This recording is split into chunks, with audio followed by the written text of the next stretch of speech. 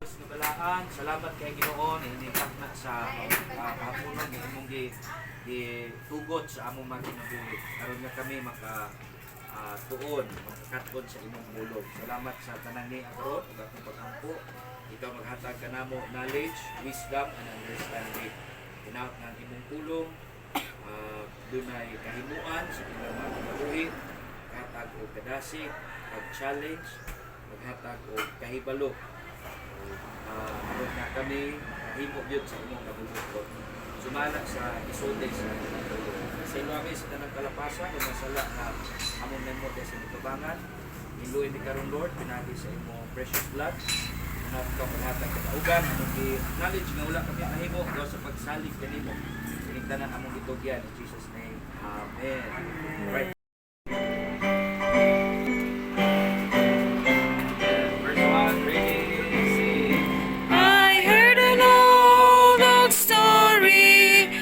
Savior came from glory, how he gave his life on Calvary to save a wretch like me.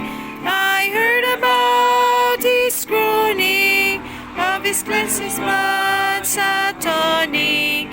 Then I repented of my sins and won the victory.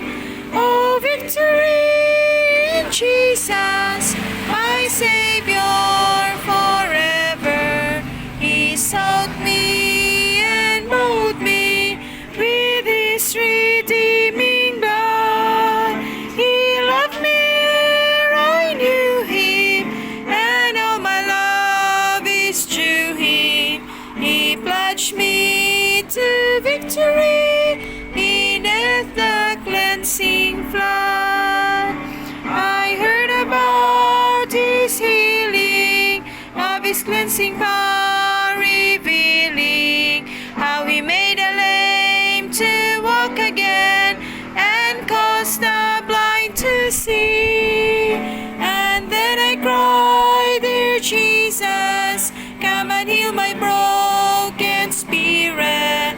And some soon Jesus came and brought to me the victory.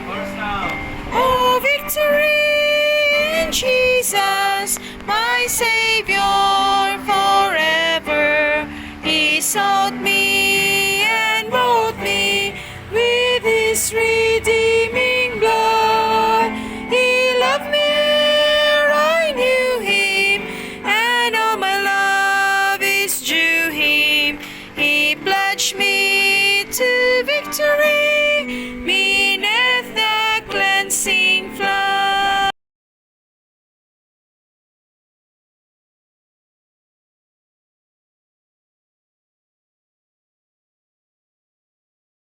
The day that gladly received his word were sa number 3. Number 3, obey Christ and be baptized. Kana Acts 2:4. Kung sige diha, the day that gladly received his word were what? Baptized. And the same day there were added unto them about 3,000 souls. Alright? So, yun sa Bible, katukunong nakadungog sa iyong pulong, mituos sa pulong, isa pulong. Pulong nga ni Pedro. Nagwali si Pedro. Kung sa giwali ni Pedro, tanawin mo sa Acts chapter 2, si Jesus Christ. Yung salig. Pero magbilin ka para pugas. Pugas. Oh, natanaw. Dili ko dihuro kag taon no. Ngano was? Kay aron nahi mapugas. Ang mga pastor kay amo ang yeah, kay aron. Ang sa mga bugas. Makapili ka sa bugas. Oh, pero hotdon ba ninyo og baligya? Hotdon. Atong dalangan na dito sa mga saop dito sa. Then okay na guman okay, wait tanong ko balik sa Ang saop naman may siya na yung may kita. saop. Okay. Pero usually dili hotdon din lang kay aron ibugas ko balik. So inana actually ang pag-attack no. As we begin, we are planting. Unsa na nga seed, the seed of blessing. Gisulti sa ma'am, gisulti na siya sa Luke 6:37 or Luke 6:38. Tingnan niya, give and it shall be given unto you, good measure, pressed down, shaken together, running over and shaken together, and running over shall men give unto your bosom. With the same measure that he met with that, it shall be measured to you again. Yun sa pulo siya. Murag yung dahil taga-tanong. Nga, tanawa din sa 1 Corinthians 16 verse number 2. Asa man nato po dihatag, upon the first day of the week, let every one of you live by him in store, as God had prospered him, that there be no gatherings when I come. Na, pastor, dato rin atong patagot. Dili. Kanang kwarta. Ang dato rin samot ka dato. Oh. Ang pobre, samot ka pobre. Actually, nga nang ginani ni sa Ginoo, aron patas.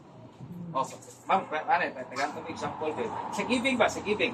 For example, ang dato na sa 1 million, naghatag sa 10%. Ang pobre na sa 1,000, naghatag sa 10%. Asa may mas dako nila gihatag? Ang dato. Dili. Dili. Parihara. 10% naman. Oh. Pero all comes to amount. Oh. Mao nang ginana sa Ginoo so that tagaan og kuan tanan, tagaan og kanang kahigayunan ang tanan. Nga makapangalagad pero giving. So ayo pa yung pag-inom na sabtan. Gusto sa Dios motubo kita. Pag hindi mo paagi lang ni ba? Ato ran ni explain sa tuon o tugot sa Ginoo, magian nato ni tanang mga isulti diri sa acronym nga growth. Pero ako nag-challenge ninyo, nagdasig ninyo na dining ni ayaw mo kahadlok sunod sa Ginoo. Kahadlok mo kay narapat mo pugong na to as we follow Christ. Pugong na to. Oh, pero biliag yun niyo ang Ginoo. Kaya at the end, it's worth it. Kailan kita worth it ang pagsunod sa Ginoo. Biliag. Ayaw mo pagdwa pagsunod sa Ginoo. O niya, kanang na always prioritize it sa inyo kinabuhi. Ayaw kayo na nasabtan o niya kanang nagtinguha ko nga kanang na makahimo pa ta sa usap sa Bible study. May dagang pang gusto sa Diyos na ato yung mahibawaan niya karon nga mutuko ta. Sa pagkakaroon, I challenge you kung gitinguha nga makita mong church nga pwedeng makatabang ninyo nga mas matutluan ko mo daghan dugang pa sa Word of God. Nya ako gi-recommend kanang Baptist Church tungod kay ako nagtubok ko sa Baptist Church. Manang ako gyud makainom dito nga kanang lahi gyud ang teaching. Lahi ang teaching kay kanang biblical ba na gyud subay gyud sa Biblia nga makakatpon gyud ta. Right? So, wala ka ba mo'y pangutana? Wala ka mo'y pangutana? God, kay ingon sa Bible, ang Word of God, maoy mo patubo na to spiritually. Oh, naluwas na ta, gusto sa Dios mo grow ta. Oh, aron magamit ta sa ibulungang paagi. Ikaw sa tanan mo, mahimo ta instrumento aron ang uban kadawat pud sa kaluwasan. May pinaagi ni Jesus Christ. So gulagway ta dia as newborn babe. Unya walay ginikanan nga kaning nagtinguha nga yang anak dili mo tubo. Kanunay utang monitor ana oy. Tulo naman ka po among anak. Labo ni tingalan ninyo no. Kay mga dagko kabalo sigud mo ani. Tulo ka among anak mong kapulangan 7 years old. Among kamanguran 2 years old. Tulo na among anak. Kanunay gyud ning monitor oy labi na atong kuya pa. Naon dinamo ko ba. Sunod pa kani. Kung yung pagpaka na, mulingi o tao. Kaya karoon na kang utawin, tubo na o. Kaya karoon na kay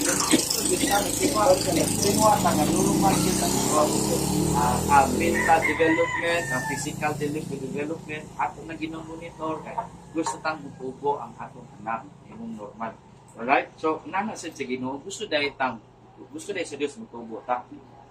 Posible dahil nga, ang usak na Kristohanon, normal yang physical nga pagtubo, pero abnormal yang spiritual nga pagtubo. Muna gitawag og spiritual abnormality. Wala pa ka nagtubo. Di naman dito mo tubo ani physically kay na-inspire naman atong growth ang proseso sa pagtubo. Dili na lang mo tubo mao. Sideways na yung tubo. Ayun dito. Pero salamat sa Ginoo nga dako pa kay tag kulang sa ato ang spiritual growth. Kaya ang ato ang model, ang ato ang gitan-aw sa atong pagtubo spiritually si Jesus Christ. Kinahanglan mahimo tang sama ni Jesus Christ. Samtang wala pa ta nitong sama ni Jesus Christ, di pa ta undang tubo. Alright? So, kinahanglan dahil tang atong timanog. Kinahanglan tang tubo. Balikan nato ang ato ang text. Balikan nato atong text. Ingon sa pulong sa Ginoo. kinahanglan mo tubo ta sa letter 6 at 1:1. Letter 6. Second Peter 3:18. You cannot do much as a spiritual baby. But what does God expect you to do? Do what? To blank in grace. To stand sa anak. Second Peter 3:18. Katong main text na to. Kapalitan. Main text ka nang sa pinakitabaw. Ha? Sa siya? Do what? Grow in grace. Kinahanglan daw ko no, tubo kita ita. So, dahil wakas dito diya, no, dua ka aspect diya sa pagtubo. We must grow in grace. Ikadua, unsa na? And in the knowledge of our Lord and Savior, Jesus Christ. Now, unsa man kadako imong kahibalo ngay tungod ni Jesus Christ. Asa naman ka sa imong kahibalo ngay tungod ni Jesus Christ. Kabalo ba mo, ang pinaka-nindot kayo ng knowledge is the knowledge of Jesus Christ. The more ang tao makahibalo ni Jesus Christ, the more siyang maisama ni Jesus Christ. So, kinahanglan dahil mutubo kita sa atong kahibalo ng tungod ni Jesus Christ. Alright? Muna ang sugo sa Ginoo. Yeah. Ahamon ka sa kahibalo, anak. Sa Bible, ragin, sa Bible, wala na lang. Dili ragin sa Biblia, gisaysay ni Jesus Christ. Ang tanan nato, kinahanglang hibawan na itungod niya. Alright? Muna nga, kinahanglan yun na pag-grow. Kaya, tanawan niyo, ang 1 Corinthians chapter 3, verse number 1 to 3. What does the Lord call a Christian who doesn't grow spiritually? Sa kuno yung tawag sa Kristiyano na wala nagtubo spiritually. Itong 3, verse number 18. Habang ito ang main verse o main text para sa itong Bible study. 2 Peter 3:18. Itong lunganan ng basa, no? Yung nakita, nabasa na ba mo? Nabasa na kaklaro na ba? Klaro man. Okay, ready, but grow in grace. Kanang but grow in grace. Ready, read. But grow in grace and in the knowledge of our Lord and Savior Jesus Christ. To Him be glory both now and forever. Amen. Amen. Alright. So, ang atong topic karon ako na is about Christian growth. No? Christian growth or nato ang pinagtawag po sa spiritual growth or Christian growth. Ang instruction na ginawa nato sa mga nagdawat na ni Jesus Christ, let us always remember na sumala sa pulong sa Ginoo dinhi sa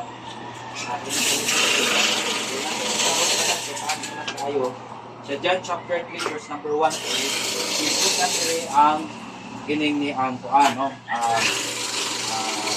Pagkatao pag-usab or born kanang ingon dia new birth, gitawag ko na siya sa uban born again or regeneration. Alright, na tao sa pag-usab. Muna ingon diri sa John chapter 3 verse number 3, ingon ang pulong si Ginoo, Jesus answered and said unto him, Verily, verily, I say unto thee, except a man be born again, he cannot see the kingdom of God.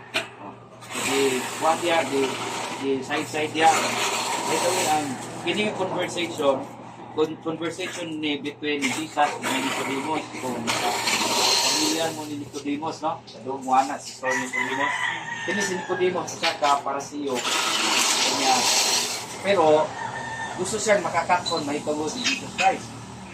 Kini mga parisiyo atong panamit ni Jesus Christ, mao ni mga grupo sa tao nga nagdumot din ni Jesus Christ. In fact, ang mga parisiyo ang nagsugo nga ilansang si Jesus. Si Nicodemus usa nila kauban sa ilang grupo. Pero lahi ni siya gusto siyang makakaton nga. Aron dili sa dili sa ma-identify nga ning antod si nga kauban ni Jesus or ning antod siya ni Jesus. Anang gabi ning antod siya no kasi prito lang. Right, so dito, nakakatlong si Nicodemus, ano gitawag o new birth or pagkatao pag-usap, no? Kanang born again. Kanang word na born again, dili na siya kinini ang ngalan sa reliyon, na may born again, Pentecostal, na. So ang born again is an experience, ang itabo sa atong kinabuhi. Spiritual ni siya nga itabo sa atong kinabuhi. Kano sa man din itabo? Tingin si Jesus Christ, no? Kung tanaw na to sa verse number 8, taas na magugay na ito pang sulti. So, ingon niya sa verse number 8, hindi ko nung pagkatao pag-usap, mura ni siya o kuwan ka na trabaho ni sa sosiyo. Kanya mura angin, hindi mo makita Pero imong mabati ang hangin, nya makita nimong resulta nga nay hangin. Pero wala pa sa kita ang hangin. Sa kita hangin no. Makita sa nay hangin kay bulihok man ang dahon. Lumpad ang ato sa hangin. Ana so nay hangin mabati nato. Inana sa ang Holy Spirit. No? The third person of the Trinity, kung ato ang munduman, ang usa sa atong mga lessons about the Holy Spirit. The third person sa Trinity, the Father, the Son, and the Holy Spirit. Ang Holy Spirit, siya ang nagmugna, nagkapod sa kaluwasan nga gihimo ni Jesus Christ. About 2,000 years kapit ang ilabay, gihimo ni Jesus Christ ang kaluwasan, pero very effective sa atong panahon. Ang Holy Spirit ang magdalaan na sa atong panahon. Dili na makita sa ilang tapat. O ang Diyos ra gyud ikaw may naibalo ni anak na ingon sa Bible, ang tao nga midawat nituo ni Jesus Christ. Ingon sa Diyos dili na malaglag ang pagtuna na sa kinabuhi mo lay katapusan. Nalo sa John 3:16.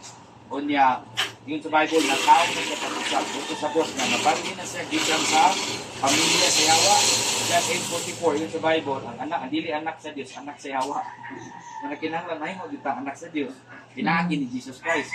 Ibalik ka diya sa pamilya sa Ginoo, pamilya sa Dios. Ang Holy Spirit anak nagtrabaho sa atong kinabuhi. Mo nay ibot-sabot sa born again, nabalhin sa pamilya sa Dios na tao pag-usap. Right now, naay mga tao nga moingon ba nga, imo na bang gidawat? Gibaptize din sila. Nangalagad sila sa gidugang sila sa Iglesia. Acts chapter 2 verse number 40, kuha siya, Acts 2:41, Acts 2:41 na siya, nalimot ko. Acts 2:41. Pagka 47, yun sa Bible, gidugang sila sa church. Nangalagad sila sa Ginoo. Mo na yung first step of baptism. So I encourage you, mangalagad ta sa Ginoo. Na there's no telling, wala, pagkanindot yun kaya po, nangalagad ta sa Ginoo. Amen. Mo na kalipay sa Dios para siya ang mga anak. Nangalagad ta niya. And then number 4, singon sa number 4, witness to others of Christ. Katabang ni nato. Now remember, Acts 1:8 yun sa Bible, but ye shall receive power after that the Holy Ghost is come upon you, and ye shall be witnesses unto me both in Jerusalem and in all Judea, and in Samaria, and unto the uttermost part of the earth. Makatabang ni, nga naman, pinagi sa pag-witness, mas kanunay kang mapahinumduman nga ikaw luwas na. Oh.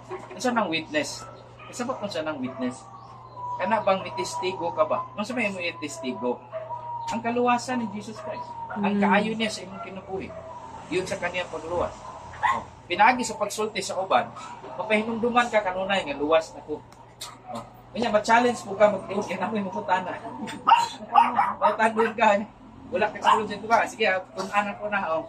Anak. So, mag-grow yun ka. Makatabang yun ang pag-witness sa uban. Now, timanin ninyo. Kamu naluwas na. Kamuat ng pamilya.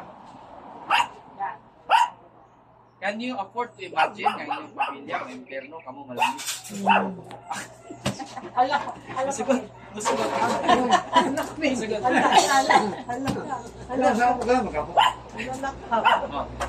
Now, isog kayo, no? Ako, nalangit na ko. Malangit na ko kaya kung ginawa si Jesus Christ. How about imong anak? Imo ang isuon. Ikanan, imong pamilya. Sugot ka, ikaw rin malangit. Sila may impyerno. Inangan sila may balo. Sa may maayo na pastor para matatanan. Sultian. Sultian. Umubabag. Ubabag. Pamilya may una. Dili na di mo na tulubago rin. Nakinamang kayo po panahon nga padambuhong ika sa Ginoo nga. Ikaw ho? Teka. Ano yun na? Alam ko na kayo eh. Ha? Alam ko na kayo eh. Mahapit na. Brad, ampo lang yun. Pray lang. Actually, ang pinaka... Dapat mag-virgin tayo po. Ang pinaka-lisod kayo ni Juan, kanang kasi mong pamilya. Kung nagiging ba mo, habang may buhay, may pag-asa. Correct. Kaya ako, Ikaw ba ka na pastor? Habang may buhay may pangasa. Okay. ako pastor, nagpigin ako, dila na ako para. Paano, pray lang pala yun. Nalaray mo na ginawa. Hindi Right? So, sometimes, as you follow Christ, nakita na niya ang blessing, ang change, ang power sa Ginoo sa iyong kinabuhi. Makita na gina niya. Overseas. Right? So, yun sa Bible, witness to others. makatabang na. Number 5, say number 5, letter T, thank God daily in prayer. Philippians 4:6. Ingon sa Bible, be careful for nothing, but in everything, by prayer and supplication, with thanksgiving, let your request be made known unto God. Kung sa ingon sa pulong si Ginoo, kinahanglan ko na ay pag-ampo. Usa sa ingredients sa pag-ampo is thanksgiving. Pagpasalamat yun. Kinahanglan gyud ay magpasalamat. Actually, dunay duha ka kining niyang paagi, mas mapasalamatan ang Diyos. Labi na sa kaluwasan niya atong nagawat. Una, through prayer. Pasalamat ta Lord, salamat imo kong giluwas, di mo ko tapos luwason, di mo kong giluwas. Ikaduha is kinig yung pag-serve o pag-worship. Di na ta matug sibahan. Sa una nga itong mindset kay matug sibahan kay basin, maluwas ko ani, basin. Basin na ito, nauna basin pa diay. Makutol-putulan ni akong sungay. Ato tagsimbahan na. Wala ta kang balog, naluwas na batag wala, manang musimba ta. Ni gawas na to sa simbahan, makapungutan na po ta. Kato naluwas pa kang bato. Wala G kasiguruhan. Pero ang Bible nagsulti man kasiguruhan. Now, adto ta sa simbahan. Dili na ta maingon nga musimba ko aron naluwas, basin maluwas. Dili. Kay kung imo nang gidawat si Jesus Christ, naluwas na ka. Nang anong ato man tagsimbahan? Moadto ta aron magpasalamat sa kaluwasan nga gihatag sa Ginoo nato. Nang i-baptize. Matthew 28:19 yung sa Bible, go ye therefore and teach all nations, baptizing them in the name of the Father and of the Son and of the Holy Ghost. Alright? Now, ang baptism, dili na mo'y nakaluwas na to. Ayok ka, klaro kayo na nato. Wala, dili na mo'y nakaluwas na to ang baptism. Ang nakaluwas na to si Jesus Christ. Pastor, muadto ba ko sa langit, bisan wala ko na-baptize? Yes. The answer is yes. Ato, kay di man baptism makatigat to sa langit. Si Jesus Christ man. Pero importante ba ang baptism? Yes. Importante sa. Nga naman, baptism is the first step of obedience. You want to obey Christ, you have to follow Him. And you must follow Him in the true baptism, water baptism. Ako naman tingali nigi as online day, no? Explain on sa baptism. The word baptize, it means, ika na sa Greek word nga baptizo. Ang Greek word nga baptizo, ingon sa Bible, ay atong tanaw ng meaning, it means to immerse, ihumol, ihulong, immerse to dip in water, to submerge. Buto sabot nga, mahumol yun. Nga naman, ilubong yun sa tubig. Ilubong sa tubig. Nga naman sa tubig yun. Anong ilubong yun? Dili man pisik-pisik, dili man bubo. Kinanglan, ilubong yun sa tubig. Ano man, tungod kay ang baptism, naghulagway. Dili makaluwas ang baptism. Ako na spoon ha. Kaya dahil kayo naglibog bumutan. Kanang magpapaptize. Hindi. Si Jesus Christ. Can you imagine, kung nasa hospital, without ni Jesus Christ, na wala na panahon magpapaptize, ano sila maluwas?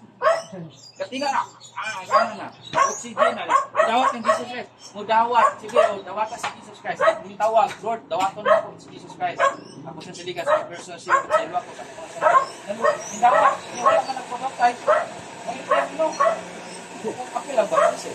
Pero simple na yun. Ang bata, pwede maluwas. Basta, pwede ka na isang Jesus Christ. Katong hindi na pwede magpabaptize, maluwas lang gihapon.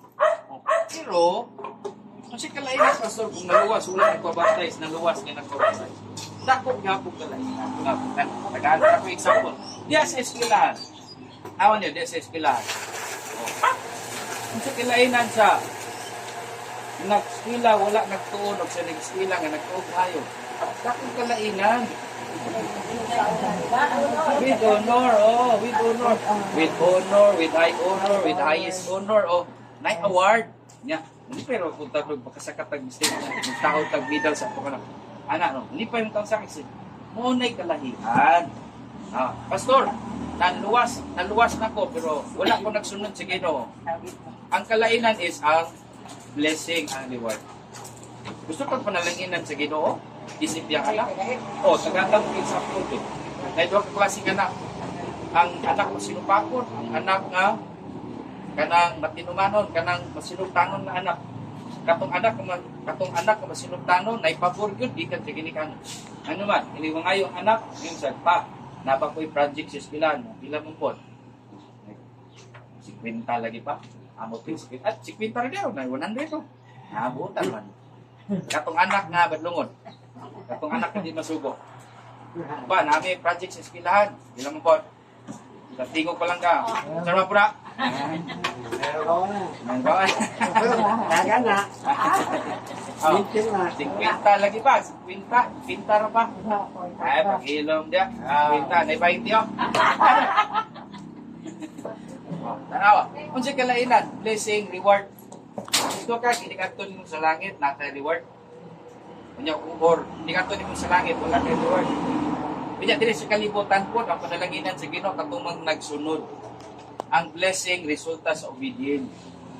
Baptism is the first step of obedience. You want to follow Christ? Ang atong Ginoo nag-set na sa daan o kanang at kung siya atong sundon. Kaya organize man atong Ginoo gud.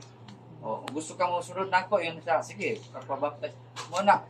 Pastor, sa mga tabong baptize ko. Mamembro ka sa church. O, anak. Unya, mga lagad din kay sugod sa Ginoo. So mo gid na siya ang paagi. Na example, another example. Diri sa Acts chapter 2.